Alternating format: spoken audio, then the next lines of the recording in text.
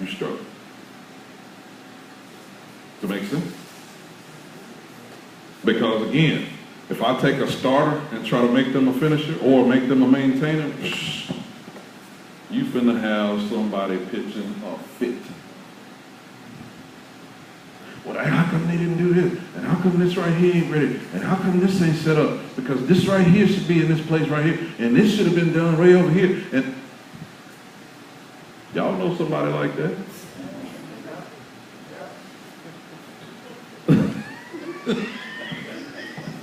Y'all husbands and wives look straight at me and don't be pointing.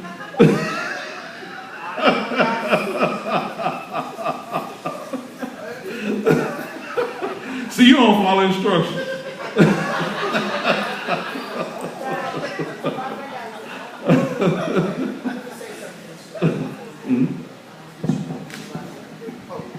Let me say something to this as apostle was sharing. Is one of the things that we did initially when we looked at me and my birthday, and I'm on the 28th day of Tishri, 5727. I was born in 1966. Is through what he's been sharing and through my understanding of my birth month and when I was born and what year I was born, I know I'm a great starter. I'm a pioneer type of guy. That's why he's put apostolic ministry on my life. I'm great at starting it. I'm great at giving you the vision, but I'm a terrible maintainer. I'm a terrible maintainer because once I finish with the starting portion and giving you this great idea and formulating it, I lose interest.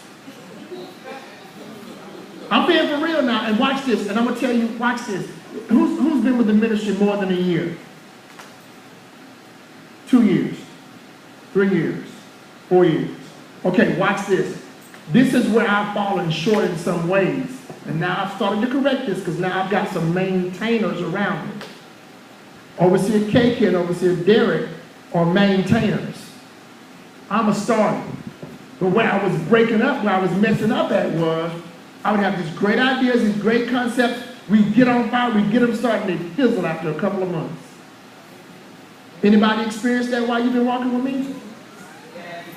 You've experienced that, right? Because I hadn't structured myself to put maintainers around me. So watch this. If you mess around and identify yourself as a maintainer, then the next thing I'm doing is saying, okay, well, this right here, you need to keep it going. I may give you a great idea, but you got to keep it going. You see what I'm saying? And that sounds like I'm offloading or dumping on you, but it's really not. Because if you're a maintainer, that's finding your purpose. That's how it should work together. Because when I start a thing, I can see the end of it, but I ain't trying to work all the way to the end of it. I'm just being honest with you. I've looked back and watched how it affects relationships. Watch this. If you've known me more than a year, when you first meet me, it's like you're right there with me. After a few months, it seems like, where my bishop at? Can anybody raise their hand on that note? But watch this. What God has shown me is, shut up, Delaney, what God has shown me is, watch this. But watch this. In a crisis, that's a new situation. I'm right there. Boom. You get in a crisis, and I'm right, because I'm a starter. So the first thing I see is, okay, here's a bad situation. How am I going to help them heal? And my full attention is on what you're dealing with. But when it eases up, you may not hear from me. Because I'm not designed to be your friend every day. I'm designed to be there for you. Listen, I'm designed to be there for you when it's time for a new move. And I had to learn that because I would feel guilty saying, well, man, I can't talk to 500 people every day. But what I had to learn was, where's the crisis at? Because that's where he wants to insert me in. And you got to know yourself well enough to know, and know the people around you well enough to know that, listen, Bishop ain't mad at me. It just ain't time for us to talk right now. But when I need him, he's there.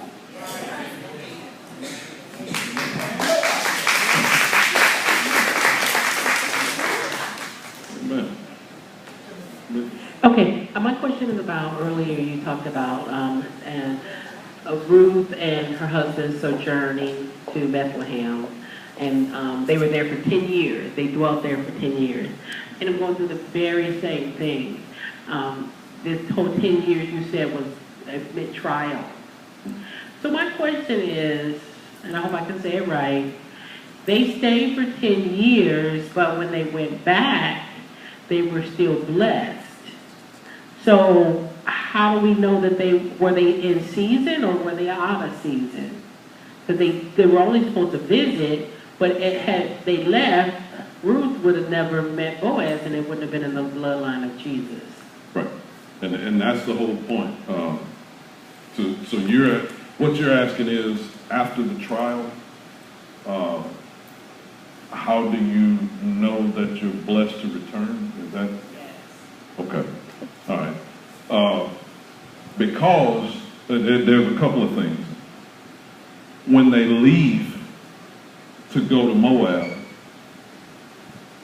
he dies while they're away from Bethlehem, Judah. So first the husband dies, but they don't get the point. So then after the husband dies, both the sons die. So initially they still didn't get the point. So now there's no men in the bloodline anymore. Since there's no men in the bloodline in this place,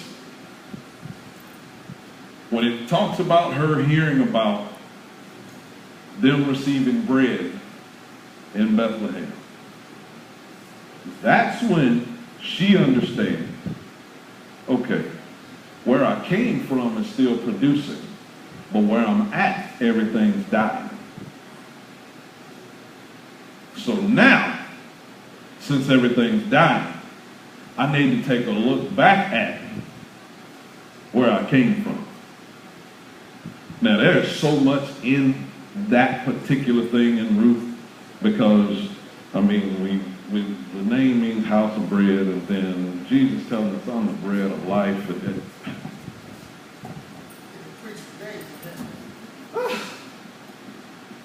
I try to stay away from it, because once I start seeing stuff,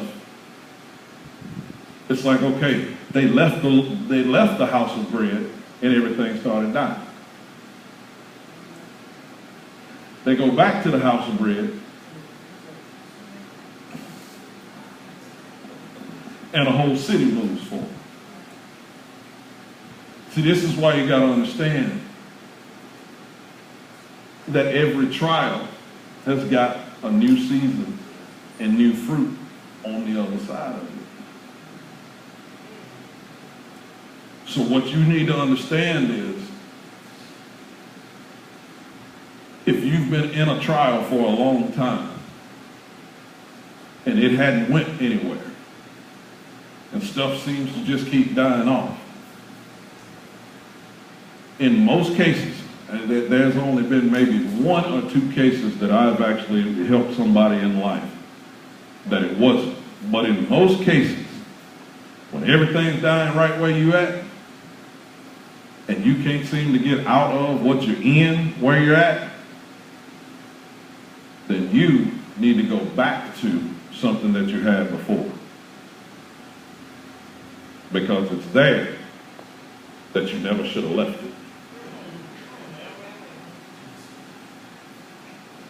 And I can say that from personal experience on more than one occasion. So that's why I wanted you to see that there's a specified time for you to produce. There's a specified time for you to actually be in position to produce. So what you've got to know is how to position yourself so that you can produce when you're supposed to produce. Does that make sense? That answer your question? Yeah, well, I'm about to say you're going to call it because he's got to get on the road. let me call it. I want to, and I thank God for Apostle. Let's give God a hand of praise for him. I'm not going to keep him in Q&A much longer because he's got to get on the road, and again, he's got to drive, what, 5 hours? 5 hours? 4.5, almost 5 hours, and get to work tonight. So I want to go ahead and release him.